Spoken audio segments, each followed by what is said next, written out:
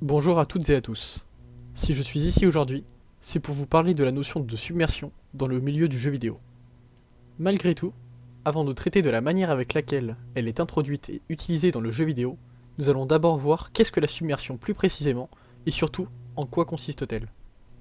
Tout d'abord, la submersion est l'action de recouvrir complètement d'eau ou d'un autre liquide. Nous pouvons utiliser ce terme en mathématiques, mais ici, nous parlerons uniquement de submersion marine. Pour commencer, qu'est-ce qu'une submersion? Selon le site Wikipédia, une submersion marine est une inondation temporaire et éventuellement épisodique de la zone côtière générée par la mer voisine lors d'événements météorologiques tels que les tempêtes, cyclones tropicales, fortes dépressions et vents de mer, ou océanographiques tels que la houle, la marée, les tsunamis, d'ampleur très inhabituelle. Elle commence lorsque les plus hauts jets d'eau de mer de la bordure maritime dépassent la crête des accumulations littorales, provoquant un transfert d'eau et parfois de sédiments sur le versant terre du cordon littoral.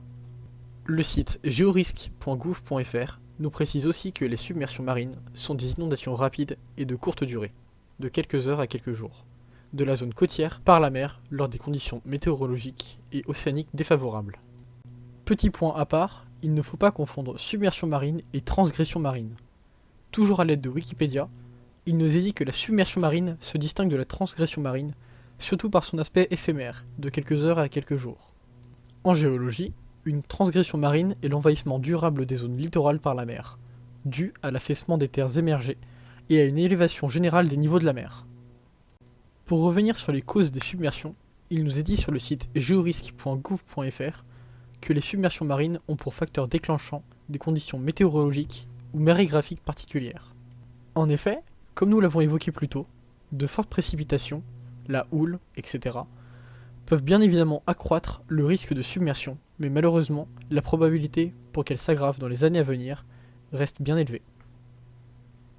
Certes, ces causes peuvent être dévastatrices et le sont notamment démontrées dans de nombreux reportages et vidéos, mais un facteur reste lui aussi tout aussi important à prendre en compte et risque de rendre les manières de faire beaucoup plus complexes, le réchauffement climatique. Nous pouvons lire sur le site Océan Campus que ce même réchauffement climatique provoque deux grands impacts majeurs sur l'océan. Il engendre d'une part la fonte des glaces terrestres et d'autre part augmente la température de l'eau qui ensuite se dilate. Ces phénomènes provoquent une montée progressive des eaux, susceptible à terme de modifier la géographie mondiale. Autrement dit, la montée des eaux provoquée par le réchauffement climatique ne fait qu'augmenter les probabilités de submersion des côtes à risque. Selon le GIEC, groupe d'experts intergouvernemental sur l'évolution du climat qui compte 195 États, pas moins de 280 millions de personnes autour du globe devront quitter leur domicile en raison de la montée des océans causée par le réchauffement climatique. Le nombre de réfugiés climatiques n'est pas compté dans cette estimation. Pour revenir plus précisément sur la base de la submersion marine, il nous est dit sur plusieurs sites tels que Wikipédia, O-France, mais surtout georisque.gouv.fr, que le terme de submersion peut être divisé en trois catégories bien distinctes. La submersion par débordement, lorsque le niveau marin est supérieur à la côte de crête des ouvrages ou du terrain naturel. La submersion par franchissement de paquets de mer, liée aux vagues. Lorsqu'après le déferlement de la houle, les paquets de mer dépassent la côte de crête des ouvrages ou du terrain naturel. Les franchissements des ouvrages par les paquets de mer peuvent s'accompagner sur les plages de galets de projection, en arrière-plage de volume très important de galets, avec un fort impact destructif. Et enfin, la submersion par rupture du système de protection, défaillance d'un ouvrage de protection ou de formation de brèche dans le cordon littoral, suite à l'attaque de la houle, lorsque les terrains situés en arrière sont en dessous du niveau marin. La rupture du système de protection peut avoir plusieurs causes. Mauvais entretien des ouvrages de protection, érosion chronique intensive, phénomène de surverse, déséquilibre sédimentaire du cordon littoral, etc.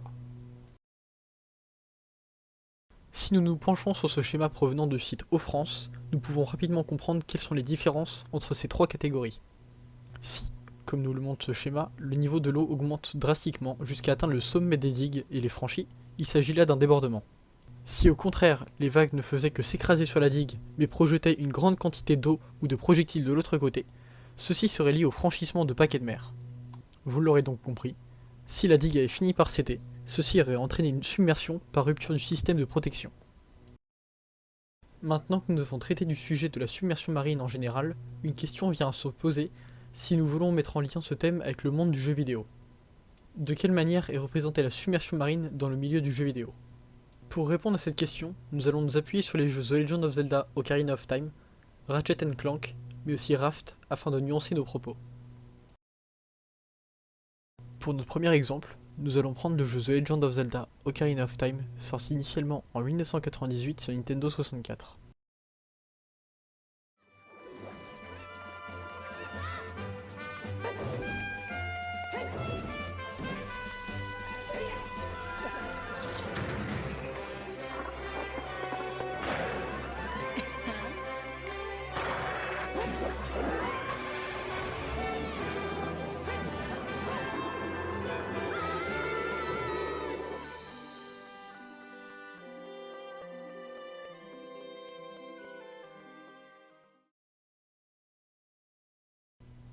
Dans ce jeu, après avoir passé la première étape qui compose la partie d'un joueur, le protagoniste Link se voit vieillir de 7 ans, années durant lesquelles tout le monde qu'il a connu a changé.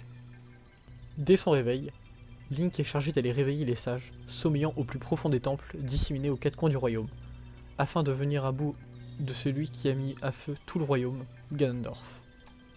Pour ce faire, Link devra donc se rendre dans le temple de la forêt, le temple du feu, le temple de l'eau, le temple de l'ombre et enfin le temple de l'esprit. Pour ce cas précis, le temple de l'eau est celui qui correspond bien entendu le mieux pour notre exemple. Se trouvant au fin fond d'un lac, au sud-ouest du royaume, Link devra attendre ses 7 années pour y accéder, le lac ayant fini par s'assécher. Connu comme étant le temple le plus difficile à franchir du jeu, le temple de l'eau repose sur un mécanisme qui peut sembler simple aux premiers abords. Link peut faire augmenter le niveau de l'eau présente dans le donjon et ainsi accéder à de nouvelles salles et énigmes. Ici, la submersion est donc bien entendu présente et prend une place omniprésente pour que Link puisse avancer. De plus, l'organisation de ce temple reste décousue, contrairement aux autres temples auxquels le joueur a eu affaire depuis le début de son aventure. Plus question de provoquer un mécanisme dans une salle pour ensuite franchir un obstacle dans la suivante. Ici, Link doit apprendre à gérer le niveau de l'eau, mais aussi à se mouvoir malgré elle. L'eau empêche le joueur de se battre en nageant, rendant en plus de cela la progression plus lente et difficile. Si Link doit se défendre, il n'a d'autre choix que de s'équiper de ses bottes de fer afin de toucher le fond de l'eau et ainsi utiliser ses armes. Et bien entendu, le niveau de l'eau n'affecte absolument pas les monstres. Le joueur doit, pour l'une des premières fois dans le jeu, apprendre à gérer 2 mécaniques bien précises. Il doit agir avec son environnement, mais doit aussi prendre en compte le sol sous ses pieds afin d'atteindre certaines cibles ou autres, puisque, comme dit précédemment, il ne peut pas utiliser son équipement lorsqu'il nage. La façon la plus simple pour venir à bout de ce temple est de retenir les niveaux d'eau nécessaires dans chaque salle, bien que même avec cette technique, le temple pourra être un véritable calvaire pour le joueur.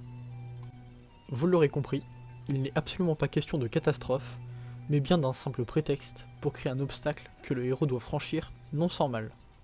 La submersion ici se fait par débordement, inondant certaines salles en les rendant inaccessibles pour en débloquer de nouvelles. Les notions de réchauffement climatique, de destruction et de franchissement par niveau d'eau de mer sont totalement absents, pour laisser place à un simple niveau d'eau que le joueur peut influencer seulement au centre du donjon ou à l'aide de mélodies pour continuer d'avancer. Le niveau d'eau n'affecte et ne met en danger personne, mis à part la progression du joueur. Cette submersion ne peut pas être qualifiée de danger, mais seulement d'obstacle, qui permet tout de même à Link de continuer son chemin.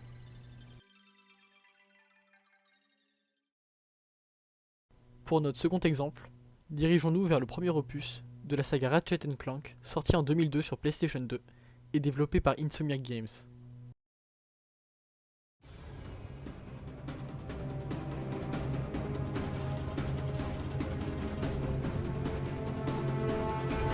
Hey! Remember us?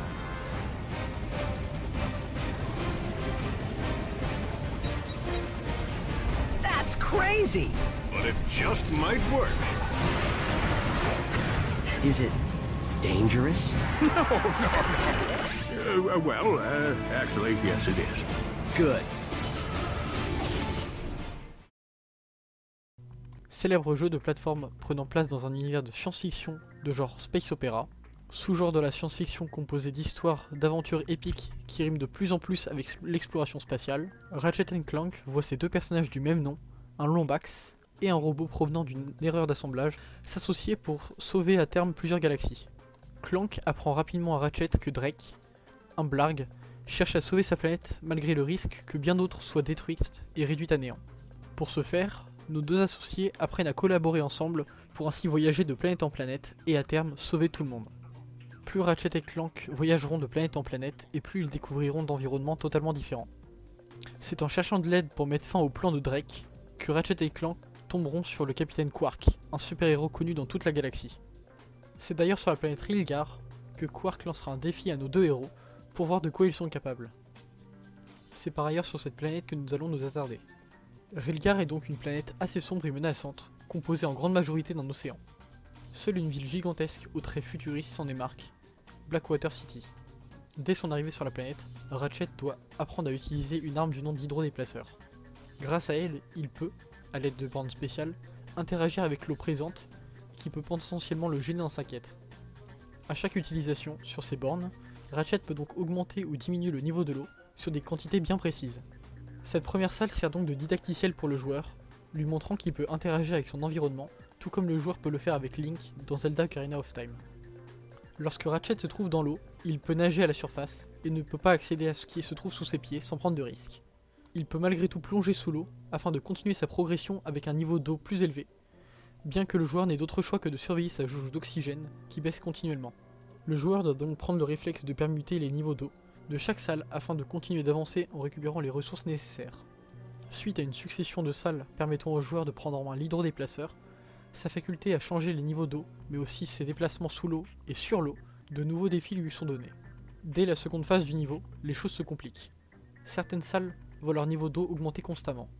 Si Ratchet ne se dépêche pas, il peut à tout moment se noyer. Si la première étape du niveau était là pour apprendre aux joueurs à se servir des bases du niveau, la seconde, quant à elle, y montre un niveau de danger qui s'accentue au fur et à mesure que le joueur avance. Pour continuer son chemin malgré les niveaux d'eau qui s'accumulent, Ratchet devra régulièrement plonger pour continuer son chemin, agissant comme un second contre-la-montre avec sa jauge d'oxygène. Des créatures ne se gêneront d'ailleurs pas du tout pour ralentir son avancée. La tension sera constante jusqu'à la fin, le joueur n'ayant aucun moment de répit depuis la seconde phase du niveau. C'est après un moment d'apnée pour le personnage comme pour le joueur, que Ratchet finit enfin par retrouver le capitaine Quark. Si, pour le début de ce niveau, la submersion ne faisait état que de didacticiel et de mécanique assez classiques, le niveau se voit devenir bien plus complexe à partir du moment où Ratchet active l'interrupteur. La submersion se fait certes d'elle-même, mais c'est bien cet élément qui peut surprendre le joueur. Lui qui vient d'apprendre à changer le niveau de l'eau à l'aide de son arme se retrouve nez à nez avec les dangers de la submersion.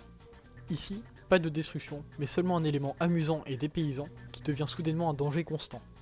Si le joueur ne veut pas avoir affaire à des game over à répétition suite à la noyade de Ratchet, il ne peut que se dépêcher comme il le peut, en mettant à profit ce qu'il vient d'apprendre. La submersion passe bel et bien d'une sorte de loisir et d'un prétexte pour créer une mécanique qui change du reste, au réel ennemi de ce niveau, devenant aussi dangereux qu'en réalité. Si dans The Legend of Zelda Ocarina of Time, la submersion sert de mécanisme permettant aux joueurs et donc à Link de progresser afin de découvrir tout ce que dissimule le temple de l'eau, nous avons clairement pu voir que bien que l'idée soit pratiquement la même, le principe change totalement avec le jeu Ratchet & Clank. En effet, bien que régler le niveau de l'eau dans The Legend of Zelda Ocarina of Time soit plus agaçant qu'autre chose et puisse même rendre fou certaines personnes, moi y compris, dans le second jeu, le changement de niveau d'eau n'est présent que pour introduire la notion de plongée, dans ce niveau-ci en tout cas. Dans tout le reste du niveau, l'hydrodéplaceur ne sert plus à rien. La seule chose dont le joueur a besoin est un sang-froid assez peu demandé dans un niveau intermédiaire tel que celui-ci. Dans ces deux niveaux, la notion de réchauffement climatique et autres sont totalement absentes. La submersion est ici pour un simple essai de changer de gameplay. Afin de nuancer nos propos, nous allons maintenant parler de Raft, un jeu de survie réalisé par Red Beat Interactive, sorti en 2018 sur Steam.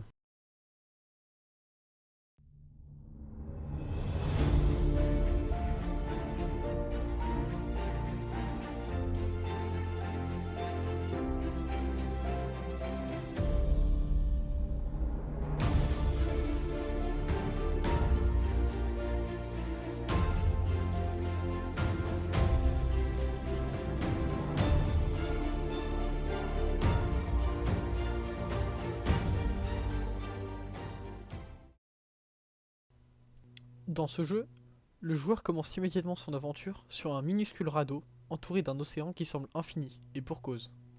Le jeu se déroule dans un futur où la Terre serait entièrement submergée. Le joueur fait ainsi partie des derniers survivants présents sur la planète et doit survivre comme il le peut. L'océan, quant à lui, est hostile envers le joueur, agissant comme la véritable menace du jeu. En effet, un courant constant oblige le joueur à rester toujours proche de son radeau, dans le risque de le perdre à jamais. Malheureusement, le joueur n'a d'autre choix que de récupérer des matériaux qui flottent à la dérive, emportés par le courant de la mer. Mais attention, le radeau peut dériver et ne plus suivre la direction du vent, rendant la récolte de matériaux bien plus compliquée. Disposant d'un système de craft le poussant à chercher toujours plus de ressources, le joueur est muni d'une sorte de grappin, un crochet en plastique, lui permettant d'attraper certains objets à distance. Plus il peut construire de choses et plus son aventure va pouvoir avancer.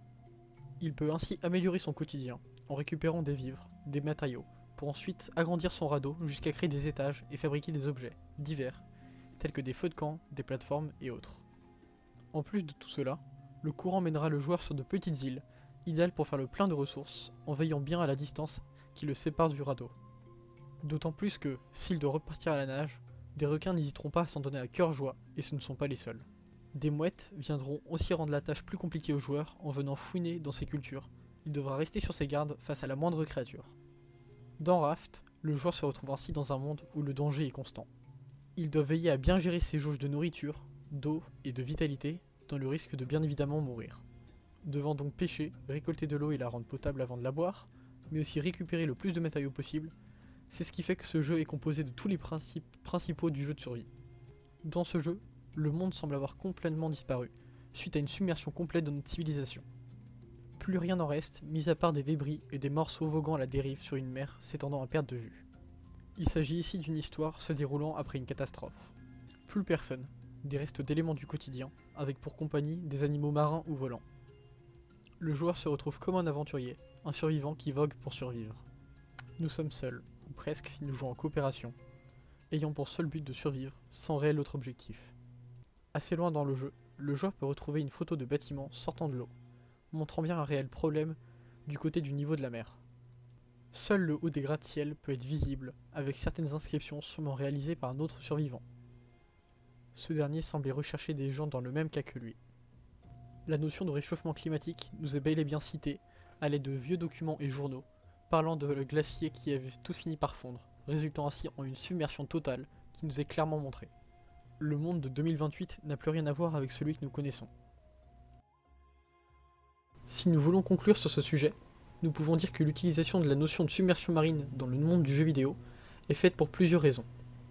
Alors que dans The Legend of Zelda Ocarina of Time, la submersion présente dans le temple de l'eau est présente uniquement pour donner du challenge au joueur et voir s'il peut influencer sur son environnement pour avancer dans le donjon, pour Ratchet & Clank, bien que l'utilisation soit pratiquement la même, le but n'est pas similaire. Dans ce jeu-ci, la submersion fait d'abord état d'énigme, comme pour notre premier exemple, puis devient soudainement un challenge pouvant causer la mort du personnage. La submersion devient ici bien plus dangereuse et se voit plus réaliste, devenant incontrôlable en rendant le joueur impuissant et l'obligeant ainsi à fuir. Pour le cas de Raft, enfin, le gameplay du jeu colle parfaitement au thème de la submersion, mais son principal but est bien différent. En effet, un joueur lambda peut tout simplement jouer au jeu et s'arrêter en plein milieu de son aventure, voyant Raft comme un jeu de survie tout à fait classique. Si au contraire, il décide de continuer à s'intéresser à son aventure, il comprendra rapidement qu'il s'agit là d'un moyen pour les développeurs de faire réagir le joueur, ou au moins de les faire réaliser la gravité de la situation dans laquelle nous nous trouvons.